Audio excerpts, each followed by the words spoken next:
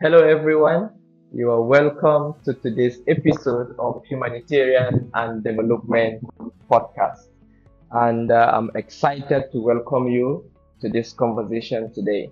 And I'm Victor Daniel, and I will be your host.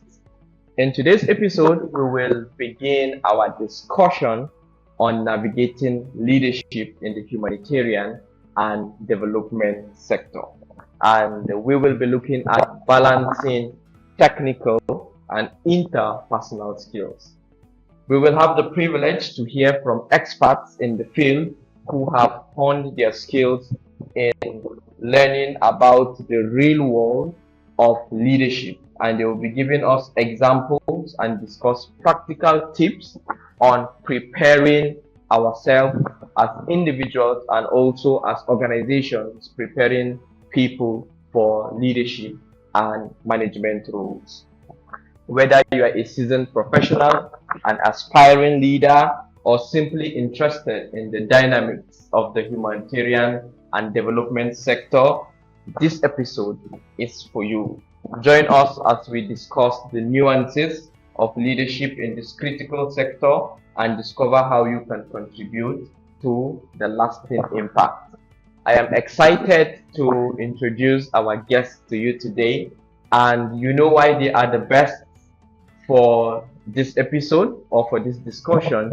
It is because they have leadership skills, both and experiences, both in the sector of humanitarian and development and outside the sector, and they have years of experience leading people in from different spheres.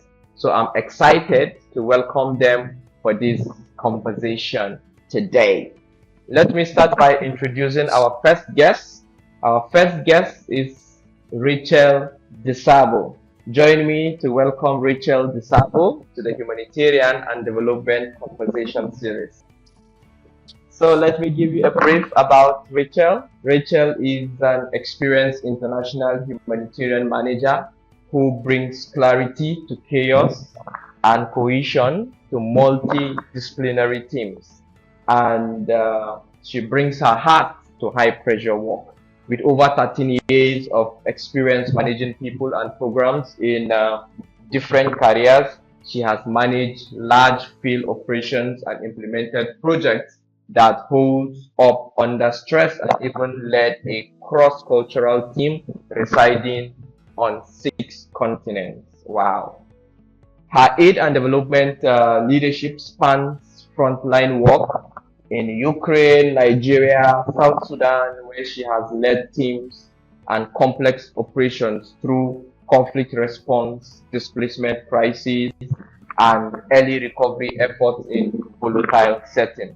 And she has navigated access issues, restructuring programs, and also securing funds for humanitarian and development initiatives.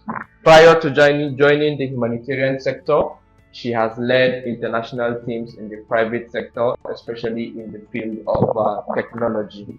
Whether in the humanitarian or private sector, Rachel practices a collaborative results-oriented approach to leadership and management. Rachel, you're welcome to Humanitarian and Development Conversation. We are happy to have you. Thank you so much. Can you hear me? Yes, I can hear you clearly. All right. And our next speaker is pharmacist Moses Ogenyi. Please join me. Welcome pharmacist Moses Ogenyi to the Humanitarian and Development Conversation Series. You are welcome, sir. A little about pharmacist Moses Ogenyi. He is a passionate leader, a people development strategist, and a licensed pharmacist with cross-sector experience in humanitarian aid, healthcare systems, and community transformation. He currently serves as the visionary leader of Giltop Consults, a people development and educational consultancy firm committed to raising value-driven leaders and resilient families.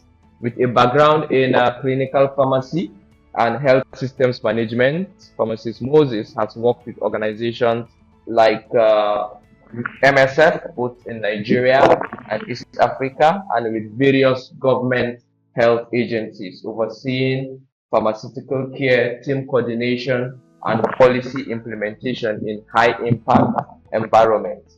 He is also a dedicated mentor, speaker, and trainer who equips young professionals and ministry workers for excellence in life and service. You are welcome to this conversation series from Mrs. Moses. Happy to have you with us. Thank you so much, Richie. Thanks for having me. Thank you, everyone. Thank you, sir. You're welcome. So, after listening to the bio of our guest today, you should know what you're expecting. Would be expecting so much insight and enlightenment on navigating leadership, especially balancing our interpersonal skills with leadership skills and ensuring that we have the right skills to lead and manage programs within the humanitarian and development sector. And I'm sure that these skills are also transferable to other sectors. As you see, they have experience not only in the humanitarian and development sector, but in other sectors as well. Now, to begin this conversation, I would like to start by sharing my experience before we begin. I begin to ask Rachel and Moses questions, and they give us their insights. I remember back in 2018 was when I moved into the managerial roles in 2018. I moved into becoming a supervisor where I was managing a large team of people within the sector. One thing happened was I was never prepared for it as an individual and also as an organization. I was technically sound and I could do the job. I was executing my tasks in the field. I I led advocacy in the field, led community engagement, led some key project activities, and it was as though I was very good at it. And then the next thing is there was an opening, and then I got into the role.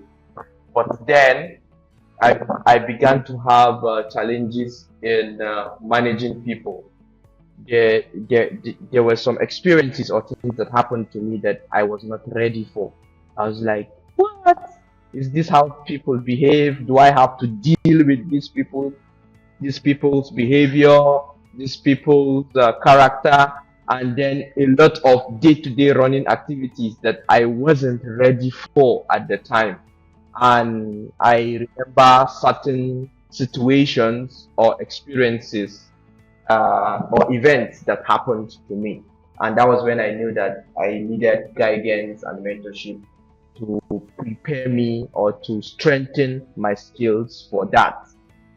So now I want to ask Rachel and Moses, is this something common that you have seen happen within the humanitarian and development sector? Because growing within the ranks to where I am now and being exposed to other sectors and dealing with other people globally, different parts of the world, I found out that most of other companies or other sectors, they prepare their leaders. Their leaders are prepared to take up managerial roles. But I don't think it's the same for the humanitarian and development sector. Have you seen this happen? Is that common? Let's start with you, Mrs. Moses. Have you seen that happen? And is it common that you see people not being prepared and they just, boom, they just take up management roles? Sure, it's fine.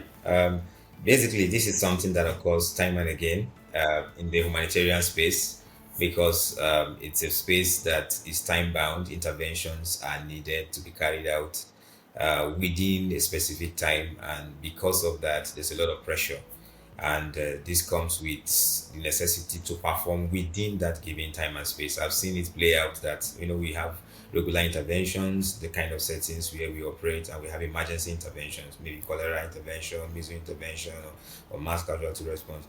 There was this case where we had a team, and the person that was put in charge of leading the team, there were quarrels to settle, conflicts to resolve almost every week. Almost every week. I don't want to say every day, but almost every week. Like I had to be involved to intervene at the time, and I discovered this person had the technical competence, technical mastery, very very excellent in proven competence when it comes to personal productivity and understanding the job. But the issue was the gap in leadership, the quality of leadership, the approach. If someone should do something, just addressing the person in the public of everyone, and they do morning meetings every day in that team and in that department. So it became very tough to have synergy in the team, to have collaboration. But after some time, some episodes of cases and resolving conflicts here and there, that person was able to stabilize in their role. And I've seen it play out even in my own case, where we've had leaders that had a very short time to stay. They were just coming to gap fill for a short period of time with lots of priorities to follow. The error was not taking time to listen enough. What is working? What is not working? How is the team synergy? What's been done before? But just jumping into the activities, and then finding themselves drained and not getting the kind of support they needed. So yes, this happens a lot, and I'm very excited we're having this conversation today. Thank you. It is definitely something that I've seen. I've seen it in different sectors as well. You often see somebody who's technically strong, who knows what the work that needs to be done, like what is the work that needs to be done, and they can effectively implement it.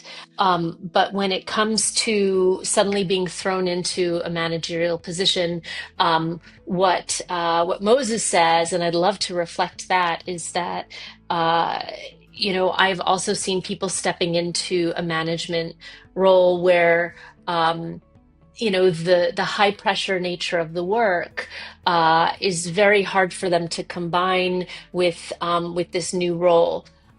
Something that um, I've advanced a few people from individual contributors to team leaders or to managers in my time. And something that I look for is kind of the leadership skills that they already possess. And is that the thing that we want to be building on the team? And is their work as an individual contributor, like an officer or a specialist, like have they demonstrated a capacity to already build a cohesive team environment? Have they already demonstrated that they do support and coach their peers? Do they already possess critical thinking skills? Because the management structure, the tasks that you do as a manager, I see as kind of operational competencies, where I see that leadership will blend itself into your management competencies and kind of inform the kind of leader that you are. In a high pressure situation, it can become too much for somebody to kind of navigate both at once, those responsibilities, and also the added pressure of being accountable for that implementation, if that makes sense. Yes, it Yes, does make thank you sense. so much. That makes sense, and it's relatable, and that reflects exactly what we see happening. So now I'm going to dive into the next question that I would love to ask. Rachel, this question is for you. What is the difference between leadership and management?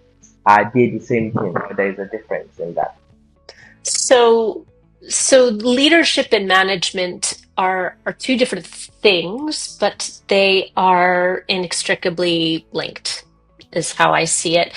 The first thing that I would say is that you know uh, management is an operational competency within an organization, and it's about effectively managing the time, the budget, the implementation, and the implementation quality of the team that you're managing. Um, at the same time, it's about something, and something that I always say is that my job as a manager is to make sure that my team has what they need in order to do their jobs. So I see it kind of uh, as a monitoring job, but also a service position within an organization. Leadership is more, it's more soft skills. It is about how you motivate people to do their best work, and all of the things that goes along with that. That involves the communication, the gathering of information, the motivation and coaching of your teams, making sure that they have the training that they need, but also so that they are able to kind of facilitate that training within themselves. Uh, so so it's a very people oriented skill, and when I say it's a people oriented skill, it's not necessarily that of performance management. Like, performance management is a function of management, but leadership is about how your style and your tone can contribute to a team.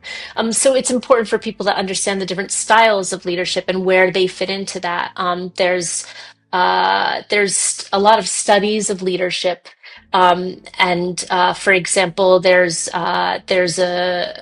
six styles of leadership that are commonly used. The like commanding and authoritative, pace setting, affiliative, which is about how teams are cohesive and get along together, democratic leadership style, visionary leadership style, and coaching leadership style. And these are all different things that you employ, sometimes within the broad scope of a team, or sometimes with individuals in the team. I've practiced, you know, I've practiced democratic leadership in some instances of the team, and also coaching. So I think it's important for somebody who wants to step into leadership to know kind of where they fall in there and under which circumstances they would use those methods of leadership. And something that's really important to say is that um, manage all managers need to know leadership, but not everybody who is a leader in an organization needs to be a manager, because I know that there's a lot of pressure for people to become managers. And I've seen a lot of people in the sector say, I want to be a manager. Um, but what you can do within a team is kind of build someone's leadership along the way, so that when they step into a managerial role, they already have the conflict resolution skills. They already have the active listening skills. They already have the understanding of how to work as part of a team, and to support their colleagues, and ensure that they're doing everything necessary to be a good contributor, because I do believe that being a good contributor is part of management. So I should stop talking now. I could talk about this all day, but All right, thank you very much, Rachel, for the loaded insight. She has really laid a solid foundation for this conversation, and I'm so excited. I can feel your passion when you said you could talk about this all day. Thank you so much. Yes, they are related and they can be complementary. The skill sets are different. Management, as she said, has to do with structure, systems, performance, and more of maintaining the status quo and defining the how. While leadership has to do with the why and the where. The why has to do with the motivation and the purpose, the heart that drives the team, and the where talks about destination and direction and vision. And this is really important. So, vision, influence, transformation, while management is more of transactional, operational, tactical, day to day, to see that processes, resources are well utilized to achieve the intended goals, which is what we deal with when we talk about performance. Basically, the skill sets are different, but Rachel said something very beautiful. I would like to capture that people should be prepared and empowered with the necessary leadership skills before they assume managerial roles. That is the best thing that can happen to any organization, because we know when it comes to navigating, yeah, sure, when it comes to navigating leadership in the humanitarian development sector, the stakes are very high. A lot is at stake. Time is at stake. Resources, scarce resources are at stake, and the credibility of the organization is also at stake. So, whatever you do as a manager or as a leader in that capacity has far-reaching consequences and impact in terms of decision, in terms of. So, it's necessary that every investment made into equipping people with leadership skill prior to their becoming managers is very, very will be very, very helpful. So the skill sets are not the same; they are different. However, it is best for people to get the training, get the mentoring, get the coaching they need to be better contributors, to be better listeners, to develop emotional skills, to develop the communication skill, to be able to relate well before they become managers, so that this is considered in every recruitment exercise or any consideration for higher role or for leadership responsibility or managerial oversight over people or over the team. One of the key things to look into is to ensure that this person is not just technically sound, but at the same time has the skill for effectively connecting with people, because that is what really, really changes the game, and that's what helps the interventions we provide to be sustainable. Thank you.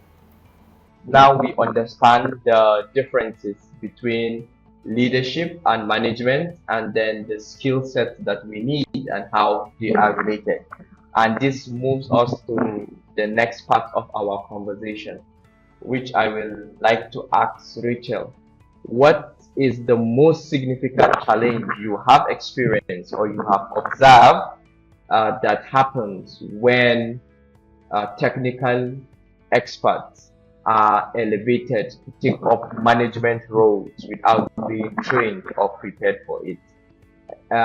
Training and preparation in terms of people management, situational management, risk management, and so many other managements that they should have been trained on. What is the most significant challenge you have observed or seen in your years of experience? I would say that the most significant challenge that I've observed with technical experts being promoted to leadership and management is um, within the technical expert themselves. Um, you know, again, going back to kind of the leadership skills, the question I usually ask myself is, should this person be promoted to a managerial position? There needs to be an understanding of the motivation of why somebody wants to move into management, because it is a different skill set from being an individual contributor. So again, it goes back to building those leadership capabilities of your individual team members. You want someone who's a good team player, and I do believe that for hiring managers, the act of building a team is kind of an art in itself. You want to build a cohesive team, and you want people who are in managerial positions who do play well with others. There are some individual technical experts who might do better in, say, like an oversight or an advisory or like the technical coordinator position countrywide. But that's just something to keep in mind. And an example of this is that when Victory was helping me to hire a team leader in my office, The person that we ultimately decided on had been an officer with Danish Refugee Council, with our organization, and had done a lot to advance the learning and knowledge of several of their peers in the field, as well as some of the incentive workers under their supervision when we were traveling to field offices. For this particular position, I was looking for someone who had demonstrated that coaching style, because for the longer term plans for that team, we knew that that would be necessary.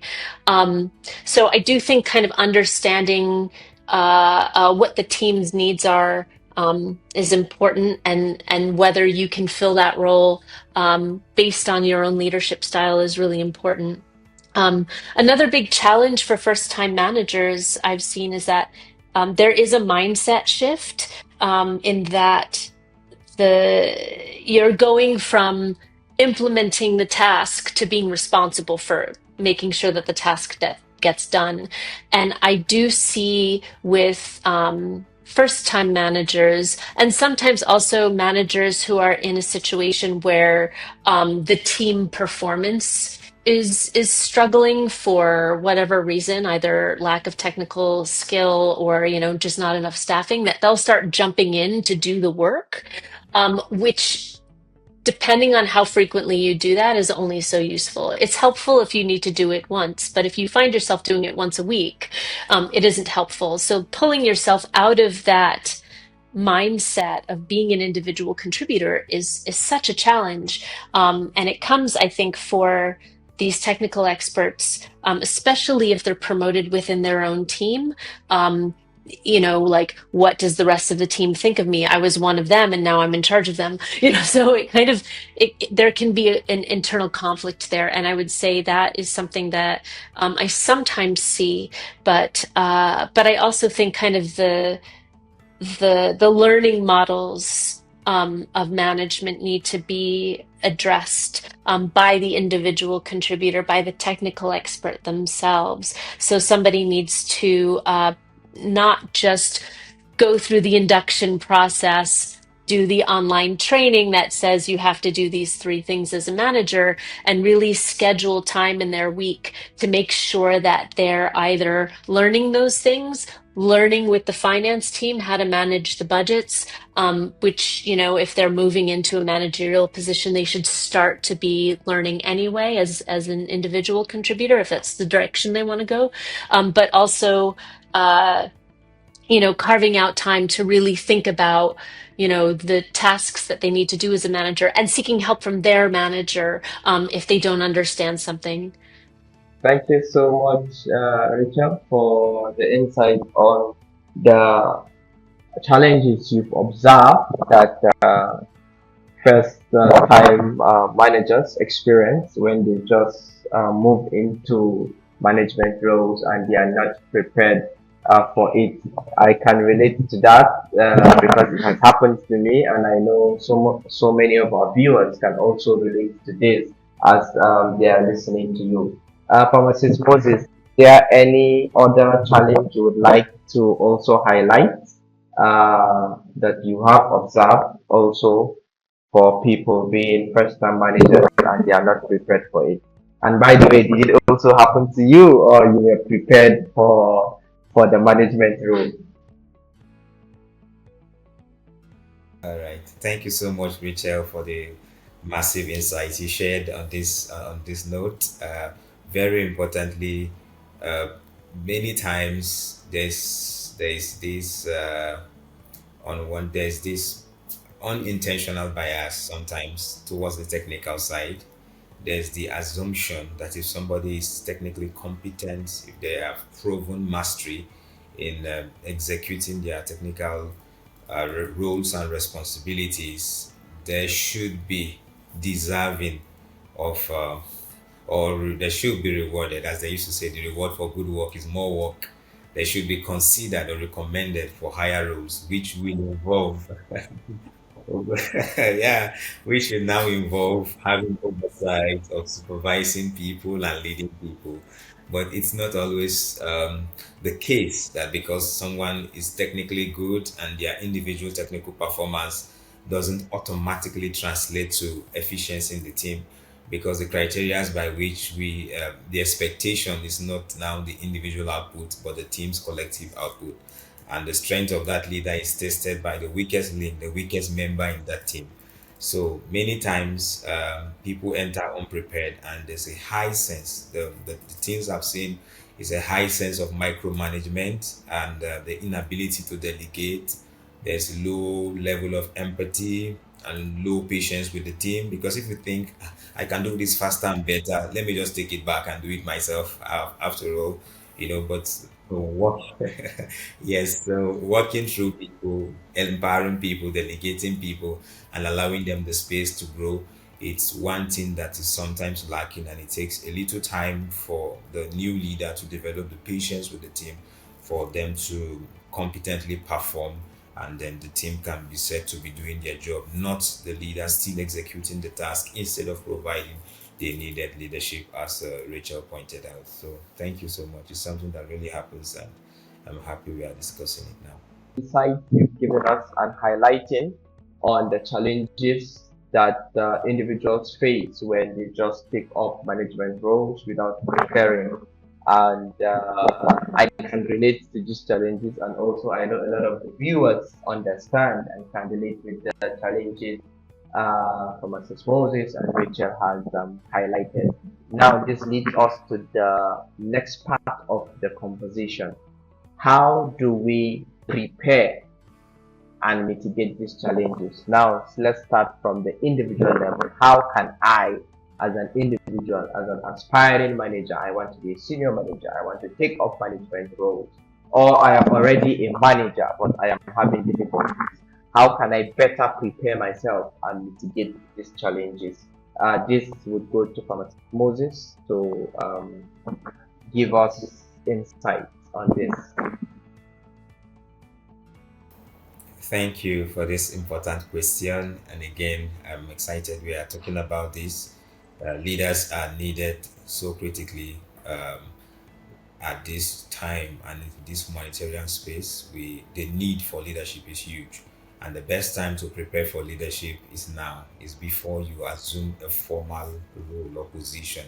So I would say, don't wait for a promotional, official, formal appointment into a managerial role to prepare yourself and develop the leadership skills. Start developing yourself now. How can you do that? Number one, you can start by cultivating self awareness. Who am I? Am I ready to lead people? Or I should just remain in leading projects, managing processes and tasks? Am I sure I want to deal with the relational and emotional issues that come with leadership and being responsible for managing a team, especially in the humanitarian space? These are things you ask yourself, and self awareness comes with feedback, introspection, taking time to reflect on what are your strengths, what are your weaknesses. That will inform your style of communication and your style of leadership. It will really, really help you build capacity from there. The second thing you can do as an individual, if you aspire to grow and become a leader in the humanitarian space, is to see how you give yourself, take opportunities for volunteering, of informal opportunities where you don't have the pressure of official promotional objectives that have been set for you to achieve. So it reduces the pressure. You can have maybe a volleyball team, a music team, you volunteer to create a WhatsApp group for the team and schedule time for the training. I remember some years ago, 2017, 2018, I had a group of friends who wanted to learn French. I also wanted to learn French, so I got us a French tutor. And we started a French class. I got a call member who studied French, and we arranged how much are we to pay, where are we to use as the venue for the training, what time do we go for the French class. It's going to be fun, learning the French alphabet and laughing at ourselves and holding ourselves as accountability. That was an informal way of availing myself to grow my leadership skill in some form, organizing the schedule of the class and relating back and forth with the tutor and everybody in the group and doing some follow up. These are ways that you can volunteer to coach a junior colleague. You can volunteer in any team, visiting an orphanage around where you live, or is that most organizations have associative life. They have the national staff or locally hired staff have their association or their group where they look into staff welfare. You can volunteer to serve as a leader in that. You are learning soft skill, learning communication, learning listening, learning feedback, learning conflict resolution. And in those informal ways, you are able to build a track record of equipping yourself for the responsibility. The final thing I would say is now getting structured mentorship through books, trainings, seminars, courses online. These are very, very readily available. Tech has made it easy for you to be mentored by people through their books, and you can learn about emotional intelligence. You can learn and master communication skill. You can learn and master visionary thinking and strategic leadership and empathy and all of that. So these avenues are ways you could grow and groom and develop yourself before the opportunity comes. And leadership is influence. When you start growing it intentionally, you just discover people start coming to you, even without the official post. How do I do this? How do you do that? Because they can see that you something in you resonates with people. You are able to win people and earn their trust better, and you won't even struggle to request for the position. It's a matter of time. It's gonna come. Thank you. Let me stop here. Wow, thank you very much, sir. Thank you for sharing these deep insights with us on how we can prepare ourselves as individuals to take up management roles.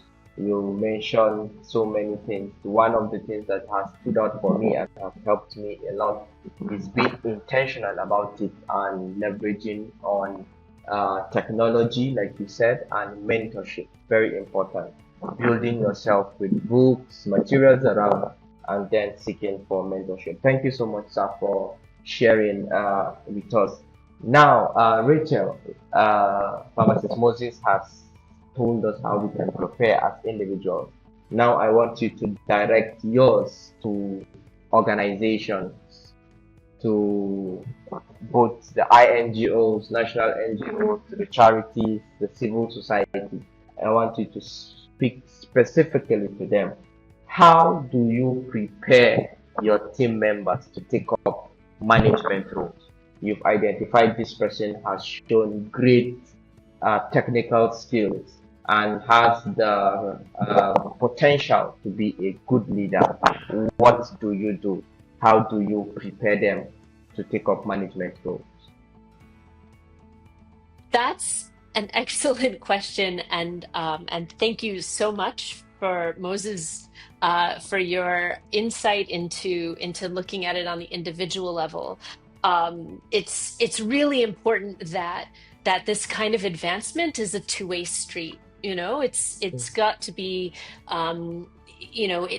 the new manager, the new leader, needs to meet with the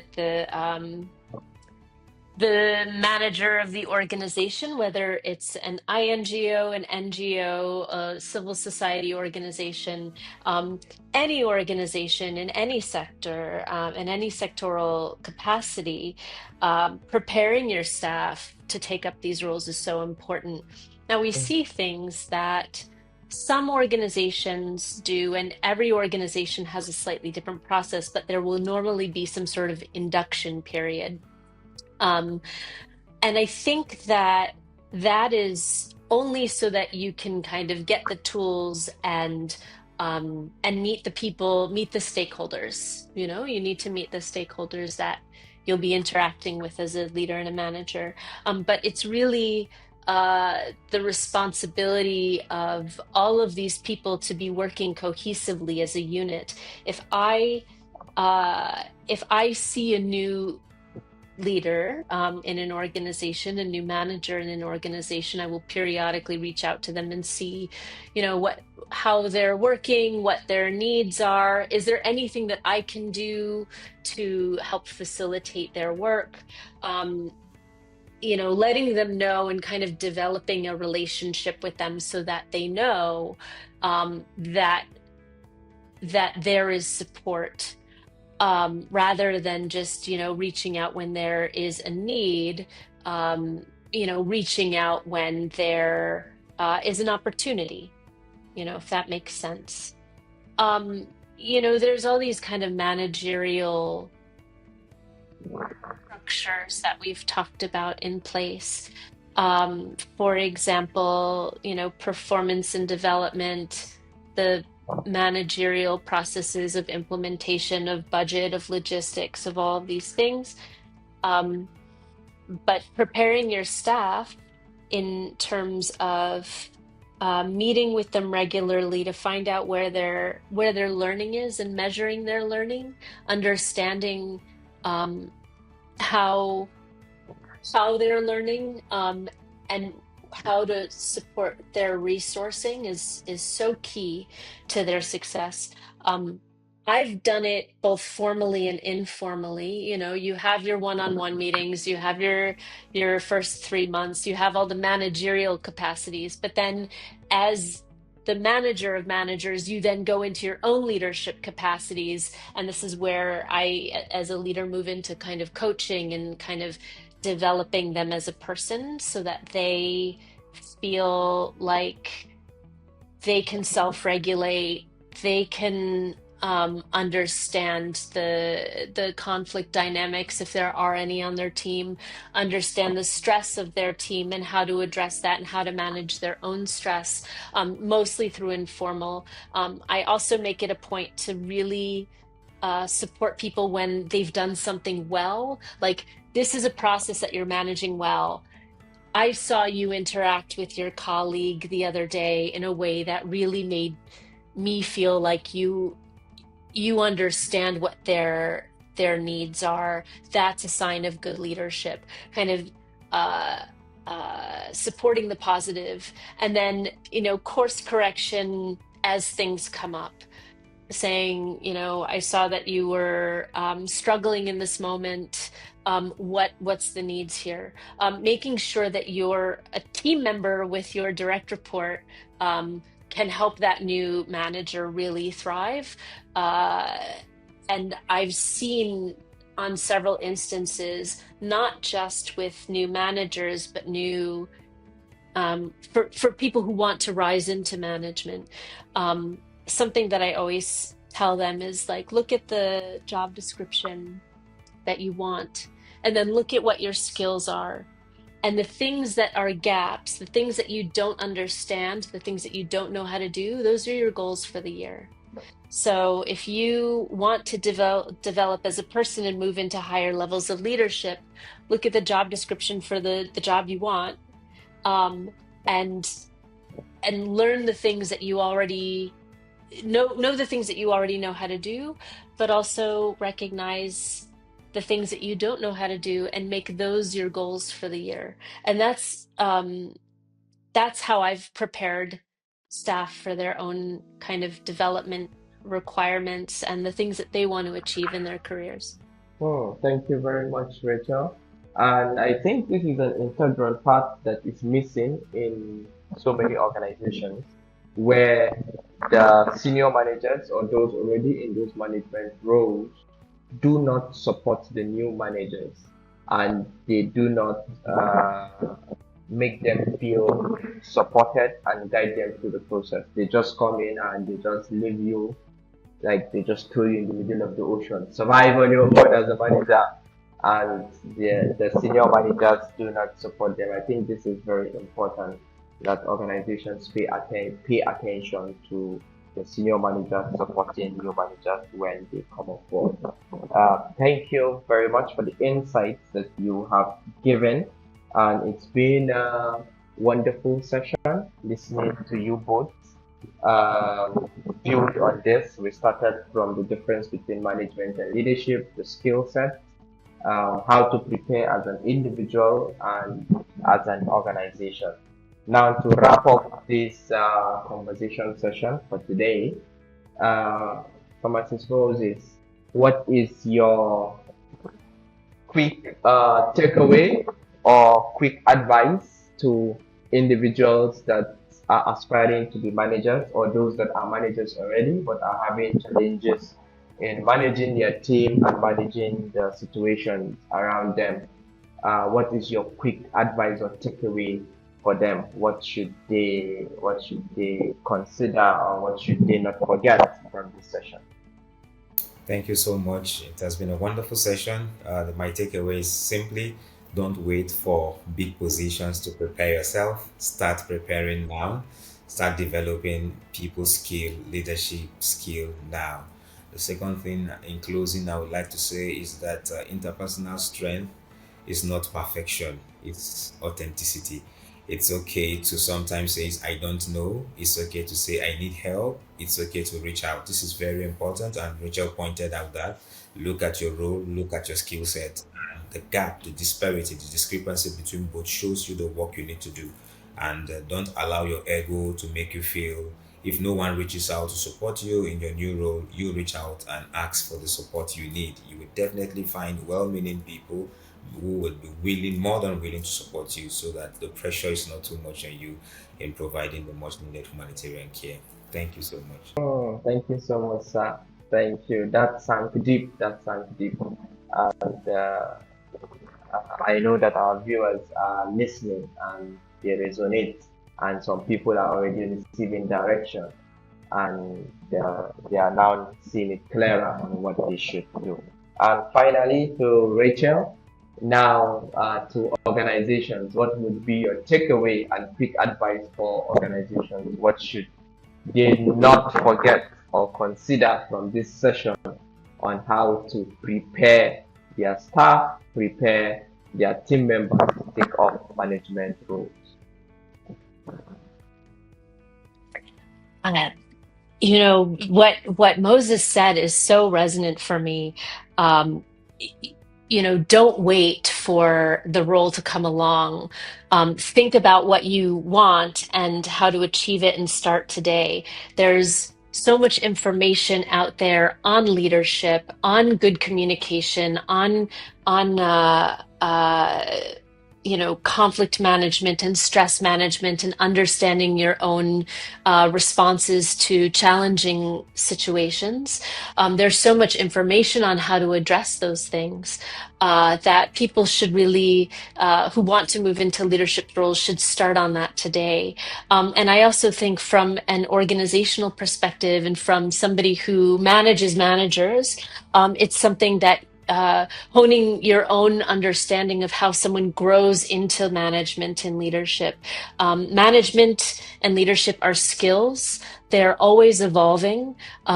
Similarly to what Moses said, in another way of saying that is that you will have good days and bad days. How do you manage those? There will be experiences that you need to constantly adjust and be flexible. And it's really important that you look at leadership as a practice and not a destination, and that management is the same. You can always learn stronger management skills. You can always learn new skills, even if you feel like you're in the job that you want as a new manager. You should always be looking to be a more sensitive, a more empathic, a more collaborative leader within your organization. Thank you very much, Rachel. Uh, that that gives us very deep insight, and then I'm very sure that organizational leaders listening to you are resonating and seeing clearly where they need to step up and what actions they need to take. Thank you very much. It's been a wonderful session. Thank you to our dear viewers for tuning in today. Don't forget to like, follow, and share this podcast if you enjoy this conversation. Share to those that need to see it. Share to someone that you think needs to build their management and leadership skills. Thank you for joining us today. And please don't forget to send in your questions to the email going on your screen in case you want us to you want to ask questions and you want us to have some discussions. Don't forget to send in the discussion or the topic you want us to have and your questions. And also, if you want to reach out to Rachel and Moses, you can connect with them on their LinkedIn, which is right now on your screen. You would see their LinkedIn handles. You can connect with them and ask for clarification, ask for mentorship and direction, and I'm sure they would be happy to do that. Thank you for tuning in today, and bye for now.